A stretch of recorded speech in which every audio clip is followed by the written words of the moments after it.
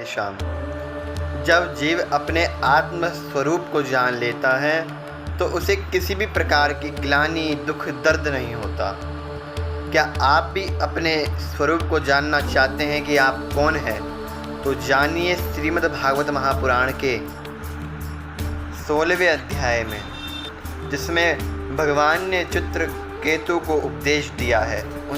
यदि आप चुनिंदा उन 4 श्लोकों को अपने जीवन में अपनाएं, उनकी गूढ़ता को जानें, तो आप अपने आत्म स्वरूप को जान सकते हैं। इस 57 और 58 श्लोक है।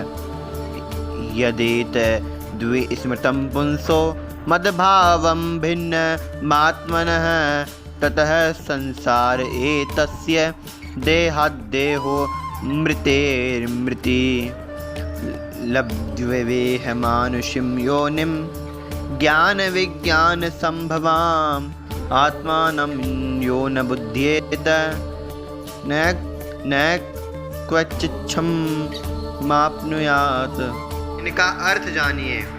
भगवान चित्रकेतु से कह रहे हैं कि जब जीव मेरे स्वरूप को भूल जाता है और अपने को अलग मान बैठता है, तब उसे बार बार जन्म लेना पड़ता है और बार बार उसकी मृत्यु होती है।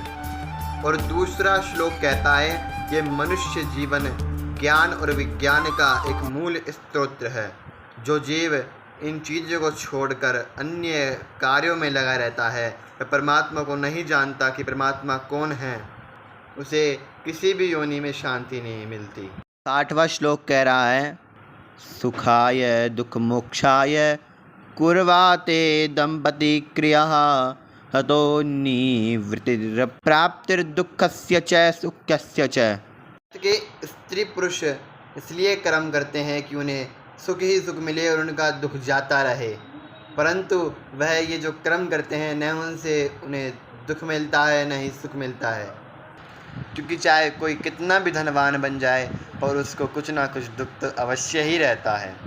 तो कहता है, एतावनेन मनुजर्योगे नैपुण बुद्धिभिः स्वार्थः सर्वात्मना ज्ञेयो यत्परात्मैक दर्शनम।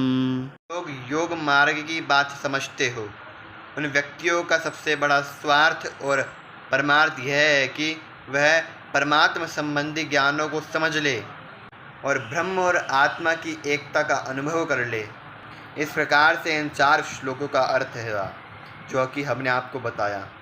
यदि आप इन 4 श्लोकों को गूढ़ता से पहचान गए तो आप अपने आप को पहचान जाएंगे कि आप कौन हैं।